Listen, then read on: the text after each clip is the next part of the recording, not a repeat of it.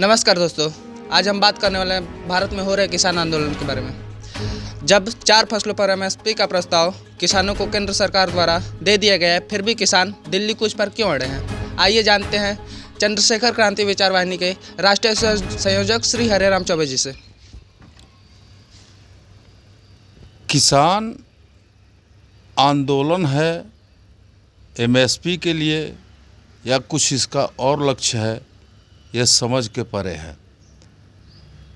ऐसे तो 23 फसलों का एमएसपी की बातें चल रही थी और लोगों को समय समय पर इसका लाभ भी मिला, लेकिन आज जो आंदोलन के माध्यम से जो भारत के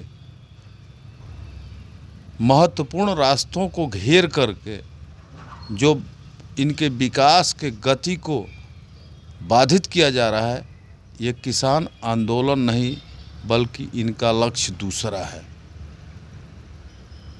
इसमें मात्र भारत के किसान नहीं, केवल पंजाब के वो लोग हैं जो कि किसानों का शोषण करते आ रहे हैं और देश का भी ये लोग शोषण करते हैं। केंद्र सरकार ने 4 नहीं बल्कि 5 फसलों का एमएसपी का प्रस्ताव दिया है, जिसमें उड़द, मसूर, अरहर की दाल, कपास और मक्का है।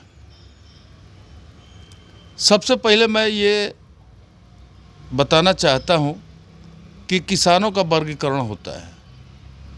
केवल अन्न उत्पादन वाले लोग ही किसान नहीं कहे जाते हैं।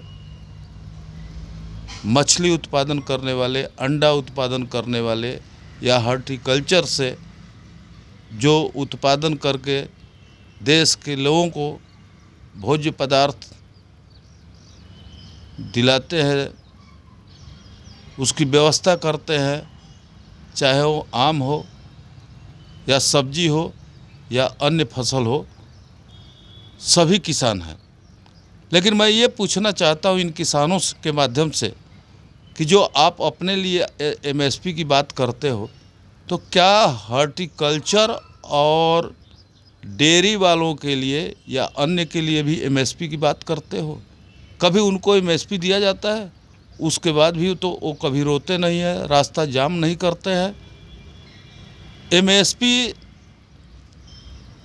मैं मानता हूँ कि किसानों का आय बढ़ाना देश की अर्थव्यवस्था में एक अहम हिस्सा है और आज तक किसान ठगे जा रहे हैं। इनकी आय बढ़नी चाहिए, लेकिन आय बढ़ाने का तरीका होता है, ये देश को बाधित करके, देश के प्रगति को रोक करके आप जबरिया जो है नहीं ले पाते हैं और न ले सकेंगे। एक बार आप लोगों ने किसान आंदोलन के नाम पर सालों भर भारत के विकास को बाधित किया और आज फिर उसी रास्ते पर आ गए।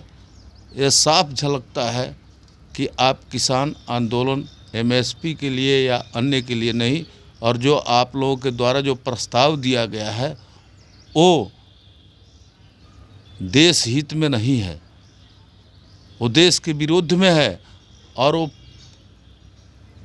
मानने योग्य भी नहीं है। क्यों कि आपके जो WTO विश्व व्यापार संगठन है, उसके भी कुछ नियम है। उस नियम के तहत जो आपकी मांगें हैं, जिस स्तर से मांग है, जो आपका जीडीपी है देश का, उसके बराबर आप मांग करेंगे तो फिर अन्य लोग कहाँ जाएंगे, किस तरह से जिएंगे?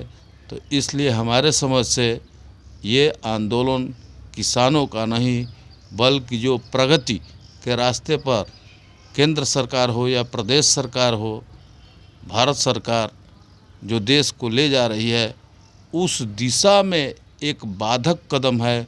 और मैं सरकार से चाहूँगा कि इन आंदोलन को किसी भी रूप में दिल्ली कूच करने से रोका जाए, अन्यथा ये भी पिछले वर्ष की भांति भारत के विकास को, भारत के आवागमन को रोकने का ये प्रयास है और ये भारत के विषय में काम करने वाले ये भारतीय सरकार को अपदस्थ करने के लिए विदेशी साजिशों पर काम कर रहे हैं।